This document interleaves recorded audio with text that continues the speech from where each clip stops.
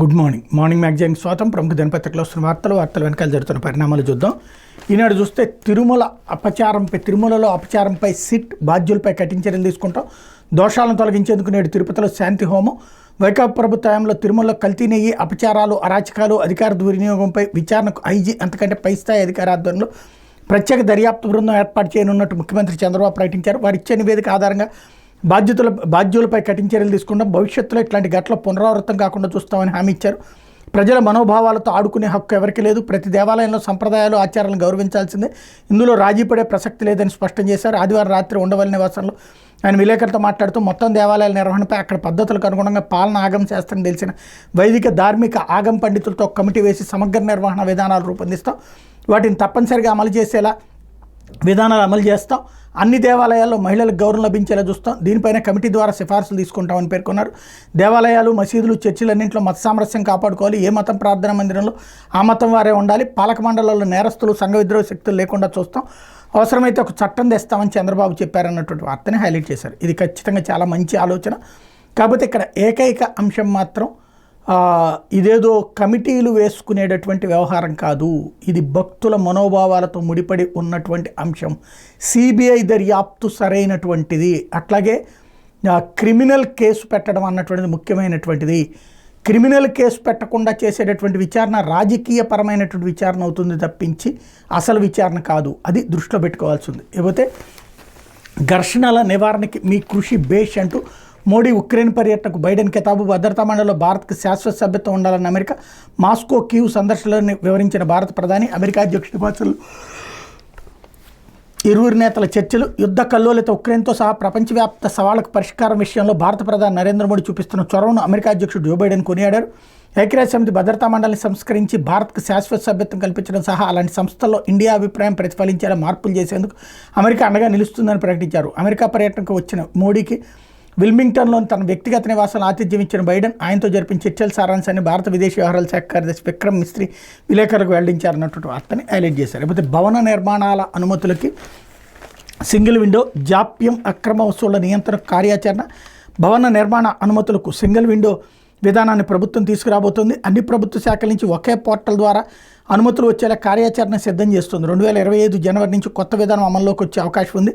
ఇందుకోసం ఇది శాఖల మంత్రులు ఇప్పటికే సమావేశమయ్యారు. నెలాఖరులో మరోసారి సమావేశంగానున్నారు. సింగిల్ విండో విధానంతో నిర్మాణాలకు అనుమతులు జాప్యాన్ని, అక్రమ వసూళ్లను నిరోధించే వీలుంటుందని ప్రభుత్వం భావిస్తోంది అన్నట్టు వార్తని హైలైట్ చేశారు. ఇప్పుడు తప్పు చేసి సమర్థనలేంటి జగన్ అంటూ తిరుమల తిరుపతి దేవస్థానం లడ్డూ తయారీలో నెయ్యి కల్తీపై నిప్పులు చెరిగిన జనసేనాని. నాటి తిరుమల తిరుపతి దేవస్థానం పాలకులపై విచారణ చేపట్టాలి. ప్రతీకారం తెచ్చుకునే ప్రభుత్వం కాదని స్పష్టీకరణ. ప్రాయశ్చిత్త దీక్ష తీసుకున్న అనంతరం మీడియాతో డిప్యూటీ సీఎం పవన్. తిరుమల తిరుపతి దేవస్థానం కల్తీ నెయ్యిపై దేశవ్యాప్తంగా భక్తుల మనోభావాలు దెబ్బతిని ఆందోళన చెందుతున్నారు. మేము మాట్లాడుతుంటే రాజకీయం చేస్తున్నామని వైకాపా నాయకులు అంటున్నారు. ఒకటే అడుగుతున్నా, తిరుమలలో జరిగినట్టు ఒక చర్చికో మసీదుకు అపచారం జరిగితే మీరు ఊరుకుంటారా జగన్ అని ముఖ్యమంత్రి పవన్ కళ్యాణ్ నిలదీశారు. తిరుమలలో అపచారం జరిగింది కాబట్టి మేము మాట్లాడుతున్న రాజకీయ ప్రయోజనాల కోసమే చేయాలనుకుంటే నాడు రామతీర్థంలో రాముడి విగ్రహం తలనరికినప్పుడే రోడ్ల మీదకి వచ్చేవాళ్ళం, కానీ సంయమనం పాటించామని వైకాపా నాయకులు తెలుసుకోవాలి. ఇది ప్రతీకారం తెచ్చుకునే ప్రభుత్వం కాదు. హిందువులు ప్రసాదంగా భావించే లడ్డూకి వినియోగించే నెయ్యిలో జంతువుల కొవ్వు కలపడం నీచమైన చర్య. దీనికి నాటి తిరుమల తిరుపతి దేవస్థానం పాలకులు బాధ్యత వహించాలని డిమాండ్ చేశారన్నట్టు వార్తని హైలైట్ చేశారు. అయితే ఏనుగుల సంచారంపై AI ప్రత్యేక విధానాన్ని రూపొందించిన కేరళలోని అమృత యూనివర్సిటీ 5 నుంచి 10 సెకండ్లోని స్థానికులు, రైతుల్ని అప్రమత్తం చేస్తూ SMSలు ప్రాణ ఆస్తి నష్టాన్ని తగ్గించడానికి అవకాశం. ఏనుగులు మందలుగా విరుచుకుపట్టడం, పంటలను సర్వనాశనం చేయడం, మనుషులను తొక్కి చంపడం వంటి ఘటనలు ఇటీవల తరచూ జరుగుతున్నాయి. ఏనుగులు దాడి చేసి పంటలు నాశనం చేశాకో, ప్రాణహాని కలిగించాక వాటిని తరమడం కంటే వాటి రాకను ముందే గుర్తించి అప్రమైతే చాలా వరకు నష్టాన్ని నివారించగలుగుతాం. ఈ దిశగా కేరళలోని అమృత యూనివర్సిటీ ఆర్టిఫిషియల్ ఇంటెలిజెన్స్ను ఉపయోగించి ఒక కొత్త విధానాన్ని తయారు చేసింది అన్నటువంటి వార్తని హైలైట్ చేశారు. లేకపోతే అర్హులందరికీ పింఛన్ అందాల్సిందే. కొత్త వాటి మంజూరులో పక్కాగా విధి విధానాలు. అక్టోబర్లో గ్రామ సభల ద్వారా గుర్తింపు, అనర్హుల ఏరువేతకు మార్గదర్శకాలు. కొత్త పింఛన్ల మంజూరుతో పాటు అనర్హుల ఏరువేతకు అధికార యంత్రాంగం కసరత్తు ప్రారంభించింది. గత ప్రభుత్వ హయాంలో దివ్యాంగులు, చేనేతలు, ఒంటరి మహిళలు ఇలా అన్ని విభాగాలను వైకాపా నేతలు సిఫార్సు చేస్తే చాలు అనర్హులకు కూడా పింఛన్లు మంజూరు చేశారు. మరోవైపు వేల మంది వృద్ధులు, వితంతువులు, ఒంటరి మహిళలు, దివ్యాంగులకు అర్హత ఉన్న వివిధ సాకులతో పక్కన పెట్టారు. గత 5 ఏళ్లలో దాదాపు 8 లక్షల మంది పింఛన్లు తొలగించారు. ఇప్పుడు ఎన్డీఏ ప్రభుత్వం అర్హత ఉన్న ఏ ఒక్కరికి పింఛన్ దూరం కాకూడదని లక్ష్యంపై దృష్టి సారించింది. విధి విధానాల రూపకల్పనకు 5 మంత్రులతో మంత్రివర్గ ఉపసంఘం ఏర్పాటు చేయాలని సీఎం చంద్రబాబు ఇప్పటికీ ఆదేశించారు అన్నట్టు వార్తని హైలైట్ చేశారు. ఇక్కడే ఇప్పుడు పీకేయబోతున్న దాన్ని ఏమో అర్హులందరికీ పింఛన్ అని, ఇదివరకు పీకేసిన వాళ్ళేమో అర్హులకి పీకేశారని. ఇక్కడే ఈ కవరింగ్ జర్నలిజం అనేటటువంటి దరిద్రం ఆంధ్రాకి పట్టినటువంటి శాపం. లేకపోతే రిజిస్ట్రేషన్ శాఖలో వివాదాస్పద బదిలీలు, వైకాపాతో అంటకాగిన అధికారులకు ప్రాధాన్య పోస్టులు, పూర్వైజీ రామకృష్ణ పిఏకి విశాఖలో కీలక బాధ్యతలు, రాష్ట్ర వ్యాప్తంగా సబ్ రిజిస్ట్రార్ల బదిలీలు, ఆదివారం జరగ కీలకమైన కడప విశాఖలో సబ్ రిజిస్ట్రార్ కార్యాలయంలో వివాదాస్పద అధికారులకు పోస్టింగ్ దక్కినట్టు ఆరోపణలు వస్తున్నాయి. రాష్ట్ర ఖజానాకు రిజిస్ట్రేషన్ ద్వారా అత్యధిక ఆదాయాన్ని అందించే విశాఖలోని సూపర్బజార్ రిజిస్ట్రేషన్ కార్యాలయం సబ్ రిజిస్ట్రార్గా బి సంజీవయ్య బదిలీ అయ్యారు.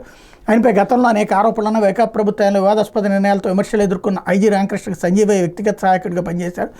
ఆ సమయంలో అతని మీద షాడో ఐజీ అన్న ముద్రపడింది. రాష్ట్రంలోని అన్ని సబ్ రిజిస్ట్రార్ కార్యాలయం నుంచి భారీగా వసూలుకు పాల్పడ్డారని, పాలనా సౌలభ్యం సాగుతూ అస్మదీయులకు కీలక పోస్టింగులు ఇప్పించారని ఉద్యోగ వర్గాలు చెప్తున్నాయి అన్నట్టు వార్తని హైలైట్ చేశారు. లేకపోతే దర్యాప్తు ఆధారంగా నిందితుల జాబితా, జత్వాని కేసుపై విజయవాడ సిపి రాజశేఖర్ బాబు, ముంబైకి చెందిన నటి కాదంబరి జత్వాని ఫిర్యాదు మేరకు నమోదైన కేసులో దర్యాప్తులో వెలుగు చూసిన ఆధారాలు, వ్యక్తుల ప్రమేయాన్ని బట్టి వారి నిందితులుగా చేరుస్తామని విజయవాడ నగర పోలీస్ కమిషనర్ రాజశేఖర్ బాబు తెలిపారు.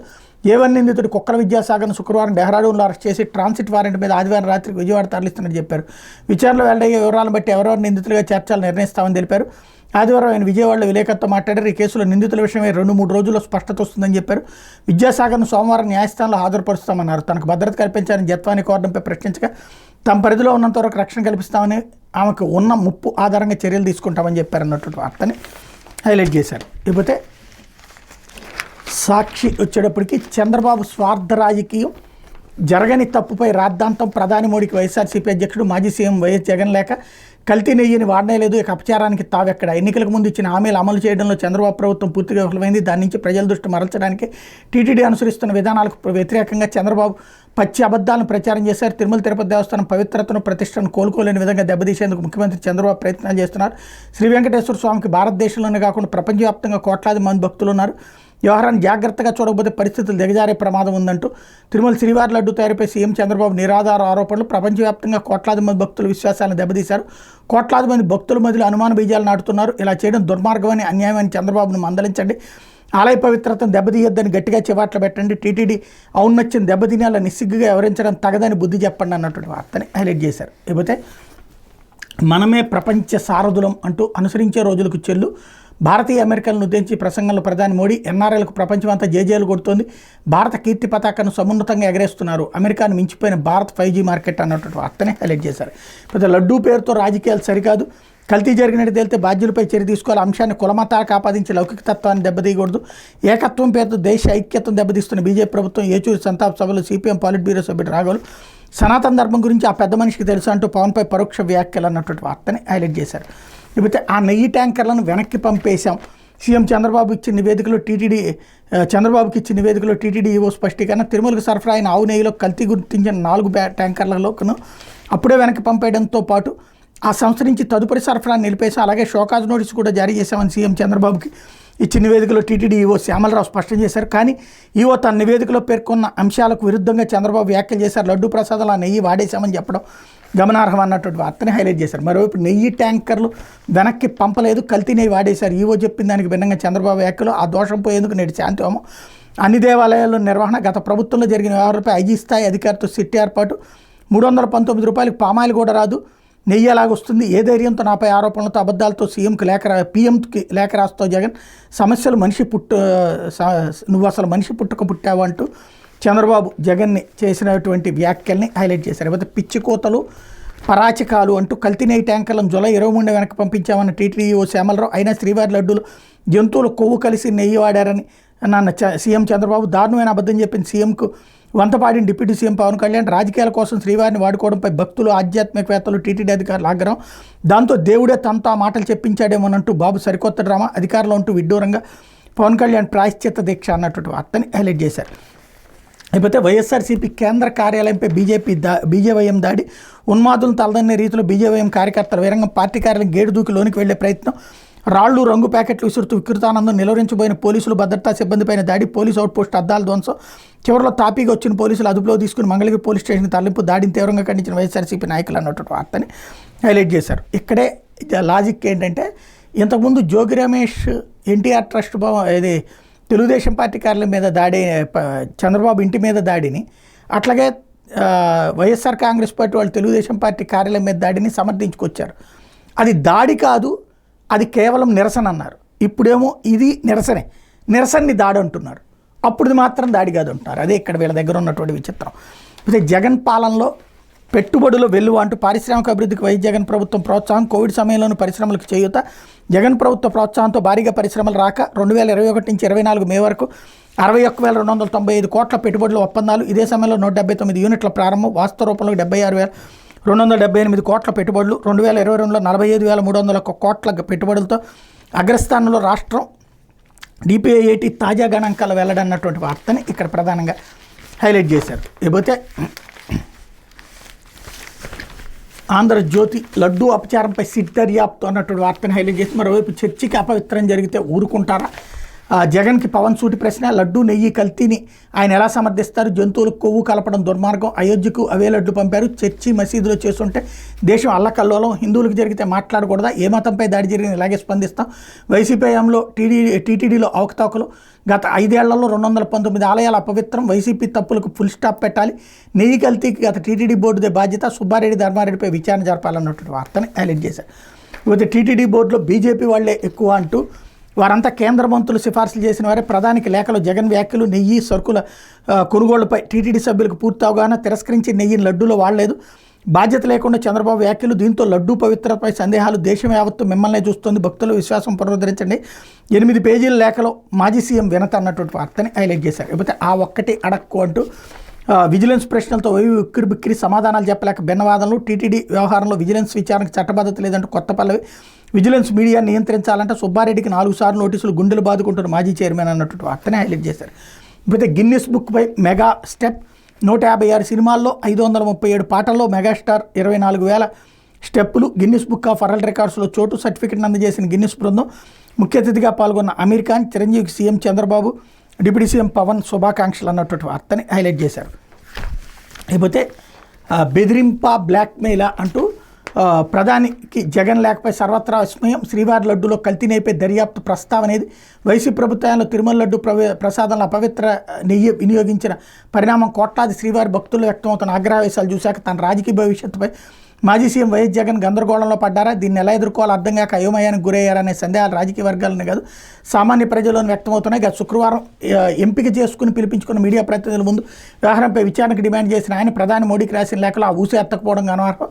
పైగా టీటీడీ బోర్డులో అత్యధిక సభ్యులు బీజేపీ వారిని మోడీ ప్రభుత్వంలోని కేంద్ర మంత్రులే సిఫార్సు చేశారని ప్రస్తావించడం బెదిరిస్తున్నట్టు అనిపిస్తుందని, ఈ ఘోరం వెనక మీ వాళ్ళు కూడా ఉన్నారు, బ్లాక్మెయిల్ చేస్తున్నట్టుగా ఉందని రాజకీయ వర్గాలు అంటున్నాయి అన్నటువంటి వార్తని హైలైట్ చేశారు. ఇకపోతే తప్పు చేశాను ప్రాయశ్చిత్తం చేసుకుంటా, ప్రొఫెసర్పై దాడిపై ఎమ్మెల్యే నానాజీ పశ్చాత్తాపం, నేడు ఇంటి వద్ద ప్రాయశ్చిత్త దీక్ష చేస్తామని ప్రకటన. కాకినాడ రంగరాయ మెడికల్ కాలేజీ ప్రొఫెసర్పై దాడి ఘటనకు సంబంధించి కాకినాడ రూరల్ ఎమ్మెల్యే పంతం వెంకటేశ్వరరావు నానాజీ తప్పు చేశానని అంగీకరించారు, దానికి ప్రాయశ్చిత్తం కూడా చేసుకుంటానని ప్రజల ముందు చెప్పారు. కాకినాడ రూరల్ నియోజకవర్గం పరిధిలోని కాకినాడ కార్పొరేషన్ 2వ డివిజన్లో ఆదివారం ఇది మంచి ప్రభుత్వం 100 రోజుల కార్యక్రమం బహిరంగ సభ నిర్వహించారు. ఈ సందర్భంగా జనసేన ఎమ్మెల్యే నానాజీ మాట్లాడుతూ ప్రొఫెసర్పై దుష్ప్రవర్తనకు నైతిక బాధ్యత వహిస్తున్నాను, ప్రజాప్రతినిధి ఎలా ఉండకూడదు, నిన్నటి రోజున అలా ఉన్నాను, ఈ విషయంపై ప్రాయశ్చిత్తం చేసుకోవాలని నిర్ణయించుకున్నా, సోమవారం ఆ పనిచేస్తా, ఉదయం 10 నుంచి సాయంత్రం 4 గంటల వరకు తన నివాసం వద్ద ప్రాయశ్చిత్త దీక్ష చేస్తానని ప్రకటించారు. రంగరాయ వైద్య కళాశాల వద్ద కొందరు వాలీబాల్ ఆట సమయంలో ఏదో గొడవ జరిగింది, దాన్ని సెటిల్ చేద్దామని ప్రిన్సిపల్కి చెప్పి వెళ్ళాను, అక్కడికి వెళ్ళాక నన్ను ఎవరో ఏదో అన్నారని తెలిసి ఆవేశంతో తప్పుగా మాట్లాడాను, దానికి డాక్టర్ గారికి శనివారం క్షమాపణ చెప్పాను, ఆయన నా తప్పు తెలుసుకుని ప్రాయశ్చిత్తం చేసుకోవాలని నిర్ణయించుకున్నానంటూ ఎమ్మెల్యే నానాజీ ప్రజల సమక్షంలో తెలిపారన్నటువంటి వార్తని హైలైట్ చేశారు. ఇది ఈ దినపత్రికలో వచ్చినటువంటి వార్తలు వెనకాల జరుగుతున్న పరిణామాలు.